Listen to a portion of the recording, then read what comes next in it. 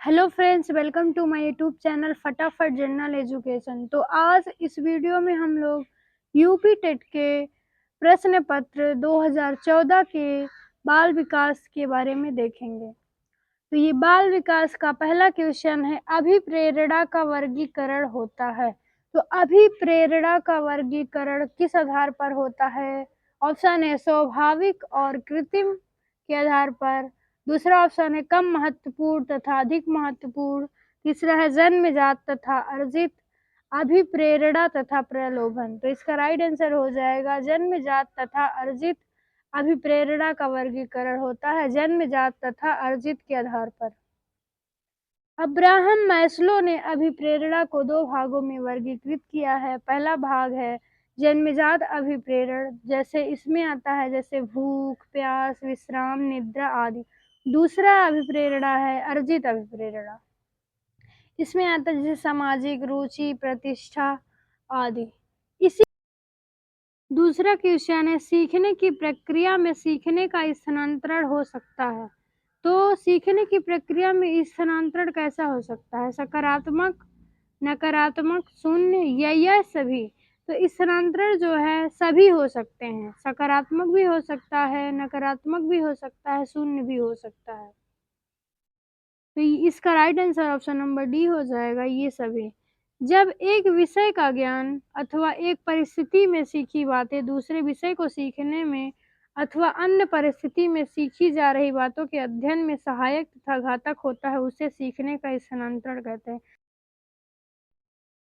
यहाँ पे इसके कहने का मतलब ये है कि जब एक विषय का ज्ञान, जैसे हम कार चलाते हैं और कार को चलाने में किसी परिस्थिति में सीखी बात, जैसे मैंने कार चलाना मुझे आता है और मैं दूसरे विषय को सीखने में अथवा अन्य परिस्थिति में सीखी जा रही बातों के अध्ययन में सहायक या घातक होता है, तो उसे हम क्या कहते हैं? स्थानांतरण कहा जाता है। तो जैसे मैंने कार चलाना मुझे आता है और उसी ज्ञान के हिसाब से मैं बस चलाना सीखूं, तो ये हमारा क्या हो जाएगा? एक ज्ञान से दूसरे ज्ञान में स्थानांतरण होना, तो यही स्थानांतरण कहलाता है। तो यही पूछ रहा है सकारात्मक होता है या नकारात्मक होता है, शून्य होता है, ये सभी होता है। तो इसका राइट आंसर हो जाएगा ये सभी होता है, क्योंकि ये सकारात्मक भी हो सकता है, नकारात्मक भी हो सकता है और शून्य भी हो सकता है। निम्न में कौन सा मत अंतर्दृष्टि द्वारा सीखने की व्याख्या करता है?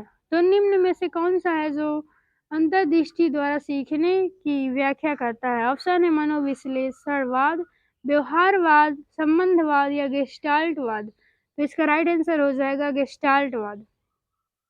सीखने की अंतर्दृष्टि या सूझ के सिद्धांत का प्रतिपादन जर्मनी के गेस्टाल्टवादियों ने दिया था, इसलिए इस सिद्धांत को गेस्टाल्ट सिद्धांत भी कहते हैं। इसके अनुसार व्यक्ति संपूर्ण परिस्थिति को अपनी मानसिक शक्ति में अच्छी तरह समझ लेता है और फिर वह अपनी सूझ तथा अनुभव के द्वारा उस परिस्थिति या समस्या का समाधान करता है। इस सिद्धांत का प्रयोग सुल्तान नामक वनमानुष पर किया गया था। किस मनोवैज्ञानिक ने सीखने की सामग्री के रूप में निरर्थक शब्दों का प्रयोग किया था? तो किस वैज्ञानिक ने किया था? ऑप्शन है Williams, James Skinner, Ebbinghaus, Bartlett. तो इसका राइट आंसर हो जाएगा एबिंगहॉस ने जो है निरर्थक शब्दों का प्रयोग सीखने की सामग्री के रूप में किया था। सीखने का नियम दिया, तो सीखने का नियम किसने दिया? ऑप्शन है पावलोव ने, स्किनर ने, थॉर्नडाइक ने, कोहलर ने। तो सीखने का जो नियम है थॉर्नडाइक ने दिया था। इन्होंने 3 मुख्य नियम दिए थे। पहला नियम है तत्परता का नियम, दूसरा है प्रभाव का नियम, तीसरा है अभ्यास का नियम। अगला क्वेश्चन है सीखना है, तो सीखना क्या है? व्यवहार में परिवर्तन, अनुभव तथा अभ्यास का परिणाम, व्यवहार में अपेक्षाकृत स्थायी परिवर्तन, ये सभी। तो सीखना जो है ये सभी है। अधिगम, अधिगम को सीखना भी कहते हैं। सतत रूप से चलने वाली वह सार्वभौमिक प्रक्रिया है जो जन्म से प्रारंभ होती है और मृत्यु पर्यंत चलती रहती है। सीखने की गति में वातावरण के अनुरूप परिवर्तन होता है। अधिगम प्रक्रिया के 2 तत्व निहित हैं। पहला है परिपक्वता, दूसरा है पूर्व अनुभव से प्राप्त परिणाम। अगला क्वेश्चन है शारीरिक वृद्धि और विकास को कहते हैं। तो शारीरिक वृद्धि और विकास को क्या कहते हैं? तत्परता, अभिवृद्धि, गतिशीलता, आनुवांशिकता। तो शारीरिक वृद्धि और विकास को हम अभिवृद्धि कहते हैं, क्योंकि अभिवृद्धि जो है एक समय आने के बाद रुक जाती है। शारीरिक वृद्धि एवं विकास को अभिवृद्धि कहते हैं, क्योंकि अभिवृद्धि एक निश्चित समय एवं एक निश्चित सीमा तक चलती है। शारीरिक विकास भी एक निश्चित समय एवं सीमा के अंतर्गत होता है।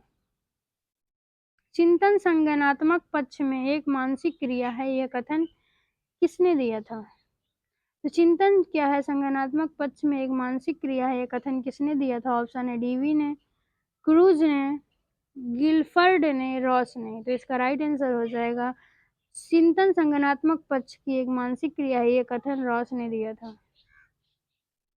बाल मनोविज्ञान के आधार पर कौन सा कथन सर्वोत्तम है? यानी बाल मनोविज्ञान के आधार पर कौन सा कथन जो है सही है? सारे बच्चे एक जैसे होते हैं? नहीं, बिल्कुल गलत है। सारे बच्चे अलग अलग, उनमें विभिन्नता पाई जाती है। कुछ बच्चे एक जैसे होते हैं, कुछ बच्चे विशिष्ट होते हैं, प्रत्येक बच्चा विशिष्ट होता है। ये राइट आंसर हो जाएगा, प्रत्येक बच्चा जो है विशिष्ट होता है, यही इसका राइट आंसर हो जाएगा। बाल मनोविज्ञान का केंद्र बिंदु क्या है? तो बाल मनोविज्ञान का केंद्र बिंदु है, ऑप्शन है अच्छा शिक्षक, बालक, शिक्षण प्रक्रिया, विद्यालय। तो बाल मनोविज्ञान से यही पता चलता है, बाल मतलब होता है बालक, तो इसका केंद्र बिंदु हो जाएगा बालक। Option number B is right answer. अच्छी स्मृति की विशेषताएं हैं, तो अच्छी स्मृति की क्या विशेषताएं? ऑप्शन है शीघ्र पुनः स्मरण, शीघ्र पहचान, अच्छी धारणा, ये सभी। तो अच्छी स्मृति, स्मृति मतलब याद रखना, तो अच्छी स्मृति की क्या विशेषताएं हो सकती है? ये सभी हो सकती हैं। संवेग शब्द का शाब्दिक अर्थ क्या होगा? तो संवेग शब्द का शाब्दिक अर्थ क्या होगा? ऑप्शन है क्रोध और भय, दूसरा ऑप्शन है स्नेह तथा प्रेम, तीसरा है उत्तेजना या भावों में उथल पुथल, चौथा है उपरोक्त में से कोई नहीं। तो संवेग शब्द का शाब्दिक अर्थ हो जाएगा उत्तेजना या भावों में उथल पुथल। कौशल सीखने की पहली अवस्था क्या है? तो कौशल सीखने की पहली अवस्था क्या है?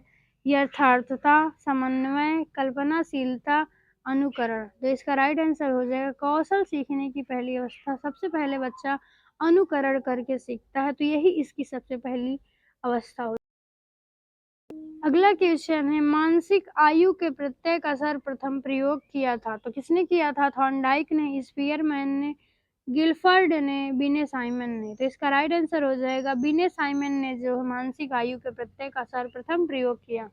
मानसिक आयु के संप्रत्यय का प्रतिपादन विने द्वारा किया गया। स्पष्ट है कि किसी व्यक्ति की मानसिक आयु उस व्यक्ति के मानसिक विकास की अवस्था को बताती है तथा इसके आधार पर बालकों को मंद बुद्धि, तीव्र बुद्धि आदि विभिन्न वर्गों में विभाजित किया जाता है। सन 1905 में बिने ने